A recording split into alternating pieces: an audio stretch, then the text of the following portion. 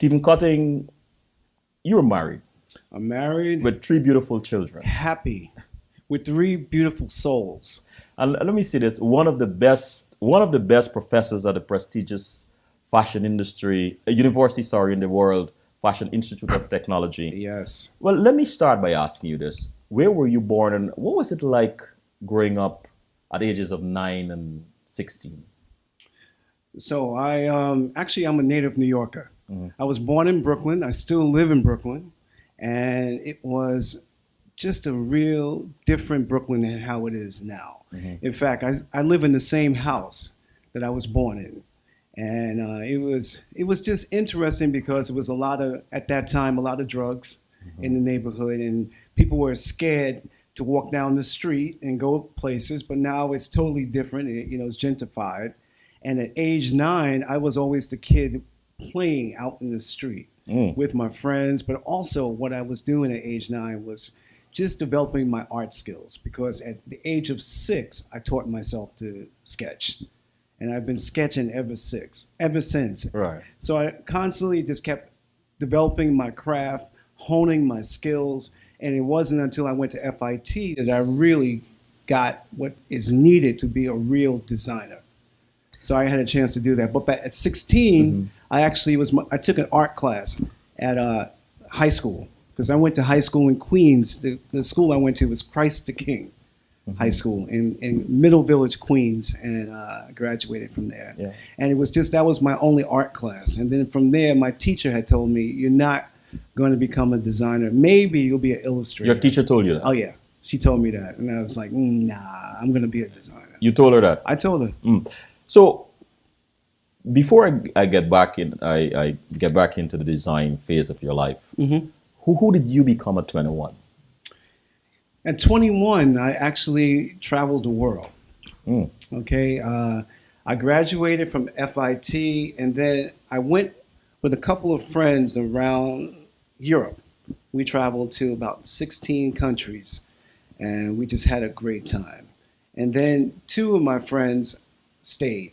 And then one special friend of mine, she stayed there. So I wanted to be a designer, there in Europe, because they were there. So I graduated from FIT at the age of 22, went back, and then I traveled around with my friend, and she and we had a great time. Just looking in Europe and trying to see what it was like, with the styles and all the designers, and just a different world compared to how it is in New York. What did Europe or your time there teach you about yourself? It taught me that, not to have fear, that I can do it, because I really didn't know how to speak the language. I really didn't know how to have the culture of the European culture, because here I was a young boy from Brooklyn who grew up in the hood, and I just went over to Europe and just to experience a different way of life, where I was able to understand about what it is to put certain colors together to make it work differently than how it was in the United States. I understood my customer, my target, and just seeing the art in the museums and learning the language. When I was there, I traveled to Europe and I went to see every designer, because my friend, she was a model, and she had 5 snapshots of herself. And she went to the top agency and she walked into this agency. And when she walked into the agency, she got signed. So what did I do? I took 5 sheets of paper. I learned how to say in Italian because we were there in Milan. I'm a designer from New York, and I want to show you my sketches. That was it. That's how it worked. And I was able to go there and to actually, I got a job. You found a way. I found a way. So talking about courage, and especially for the young minds that are tuned into the show tonight, this teacher told you that you could never be a designer. You were determined to be a designer, to become a designer.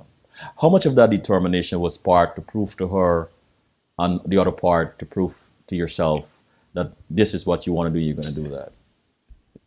Okay. First of all, I never depend on others for their opinion about who I am or what I should do or what I should be. I have confidence, and that's something that for the young people who are listening, you have to have determination and a passion that you want to achieve a goal. So I knew I wanted to become a designer. I knew I wanted to travel. And no matter what anyone said to me, it wasn't going to stop me. Because not only when I was in high school did the teacher say that I couldn't be a designer, she said I'm going to be an illustrator because I knew how to sketch. But in school at FIT, some of my art instructors and people had told me, you're not going to make it in Europe. Okay? You're not going to be able to work in Europe. And I said, okay. So I heard no before when I was in high school, and I got into the only school that I really wanted to go to was Fashion Institute of Technology. When you know seems to be part of your journey. Yeah. I'm tempted to say perhaps a sort of catalyst at times, a driving force. It is a driving force, but I know what I wanted to do. Okay. At all times. Let me ask you this, Stephen. What are some no's that you heard even after you made it or as you were making it? What are some other no's that maybe some young upcoming designer might need to know? Here is a guy who heard no, even after he has proven himself or part of himself as he evolved into this amazing designer. Let me take it back. Okay. All right. No, for me, besides high school, let's go back to my childhood because you asked a question before about how was it at age 9 and 16. At age 9, there were people on my block when I grew up who said, how come you always on your stoop? Because we had a brownstone, right, and I had a stoop there. And I would sit on the stoop with my art pad. And they were like, something's wrong with him. He's not going to do it. He's not one of us. Something must be wrong with him. They didn't want to play with me. And when they were choosing teams together, I got no. All right. No, you can't play basketball with us. No, no, no. But then finally they put me on the team, and then they were my buddies because I can play. Then that was something that I got, no, I can do something. Then in high school, the whole thing about the illustrator, my teacher told me, no, you can't do it. That was something I had to overcome because I was like, I'm going to do this easily. And then when I went to FIT, when I heard, no, you're not going to go to Europe and make it and work because of blah, blah, blah, blah, blah, I knew it was going to happen. But once I got out of school and I started looking for jobs, okay, I worked in Europe for a couple of years, and then I came back to the United States. And then I started to look for work. And it was difficult for me to get work because it was just a market that was very tight. So what did I do? This was before 9/11 or anything like security in buildings. I took sketches that I had, and then I started at the top of a building. Every building on 7th Avenue, every building on Broadway, started at the top and went down floor by floor, office to office, gave my resume out, told them, the people, I'm a designer. I just came back from Europe. I would like to meet with the design team to see if I can become a part of the team. I got no, no, no, no, no. I don't know how many times I got no. But then I got a yes. I started working freelance for this company, Philippe Monet, which was, there was really a great mentor of mine. His name is Richard Weinsteeder. And Richard Weinsteeder really helped me. Because here I was like, to really help me. because here I was like 24 years old, and he believed in me that I can do it, and he liked my persistence. So he is always somebody out there that was willing to take a chance. So for all the people who are, listening, who say, I can't do this, or I'm not able to do it, don't believe it. Just go for it. This determination. It's determination. This And confidence. and confidence. And confidence. I want to put courage in there too. So this courage, confidence, and determination. Which of your parents, or what can you say about them in the way they raised you, that might have inspired that or influenced that? My mother was really instrumental in raising me to believe who I am. My father, he died when I was quite young. Oh, sorry to hear. Yeah, but his memory still is in my soul, no matter what. One thing, and I do for my children now when they were growing up. He and I used to always walk down the street, and he would hold my hand, and I look up at him. So that was something that a fond memory of my father. But my mother, being a single parent, I mean, she took me to every place. She took me to the museums when I was younger. She made sure that I had art instilled in me because she knew what I liked. She encouraged me to play music, to play sports, to do things, but she couldn't take me to a lot of places because she was busy. And that's understandable. And my brother, I have a brother and sister. They were older than I am, and I was the last child. So it was like there's a 14-year gap between my brother and I, and 9 years between my sister and I. So they were in their own world. You might as well say. But they took me where they wanted to take me always as well. But my mom, my brother, my sister, my grandmother, my great-grandmother, they really helped make me the person that I am. The matriarchs. Yeah. Of the family. Yeah. Wow. What is your favorite memory of your mother as a child?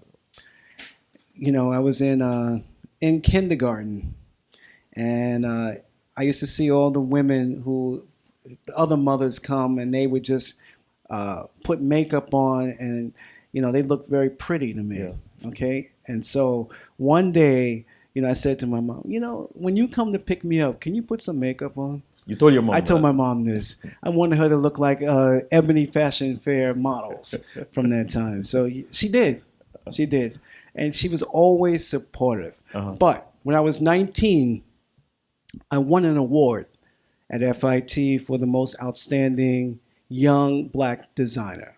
It was a Harvey's Bristol Cream Award. Wow. And it was great. And my mom had a chance to go with me to that event. So that's a very memorable moment. Yeah. It was a show at FIT where they highlighted, I think about 20 top black designers. They had all the models there, and it was choreographed very well. And Audrey Smaltz from the ground crew, she was involved with it, and she's a good friend of mine now, which is excellent from back then. And I won an award. And at this award, it was great. It was excellent for me. I won this award, and it was won by this top model at the time, Billy Blair. So Billy Blair and I are great friends now, and still, after all these years. And with this award, I was able to go on television. I was able to, be in the New York Times. It was prestigious. I did a lot of magazines, newspaper. They knew who I was because I said, "Look out, 7th Avenue, here I'm coming." And you did arrive. Yeah, I arrived. So, and then that same high school teacher, I'm sure she saw it. Of course. But that's okay. You said your dad passed when you were very 14. Young. 14. Okay. Yeah. Well, let me ask you this: if you were to eavesdrop a conversation with your dad, where your dad, your mom, and your grandmother were telling someone, a stranger perhaps, about you. Let's start with that first because, he died early. What do you think each of them would be saying? My dad. First thing that he would say is, "I'm proud. That's my boy. No matter what, I'm not around, I still know that